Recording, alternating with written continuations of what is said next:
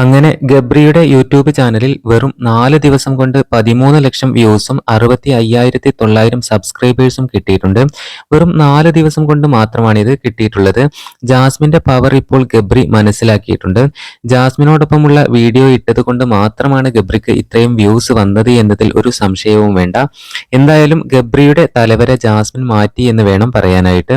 കഴിഞ്ഞ ദിവസമാണ് ഗബ്രിയും ജാസ്മിനും പാലക്കാട്ടേക്ക് ഒരു ഇനോഗ്രേഷന് പോകുമ്പോൾ ഉള്ള വ്ലോഗ് യൂട്യൂബിൽ ഇട്ടത്.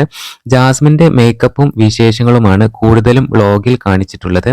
ആകെ ഇതുവരെ 2 ഷോർട്ട് വീഡിയോ മാത്രമായിരുന്നു ഗബ്രി ഇട്ടത്. എന്നാൽ ഈ ഒരൊറ്റ വീഡിയോ ഗബ്രിയുടെ ചാനൽ മാറ്റിമറിച്ചു എന്ന് വേണം പറയാൻ. എന്തായാലും ഗബ്രിയുടെ യൂട്യൂബ് ചാനലിൽ പുതിയ വീഡിയോസിനായി ആരാധകർ വെയിറ്റ് ചെയ്യുകയാണ് എന്നുള്ളതാണ്. ഇന്നലെ ജാസ്മിൻ തന്റെ യൂട്യൂബ് ചാനലിൽ ഒരു റീൽസ് അപ്ലോഡ് ചെയ്തിരുന്നു. അതും ഇതുപോലെ പെട്ടെന്ന് തന്നെ മണിക്കൂറുകൾ കൊണ്ട് വൈറലായിരുന്നു.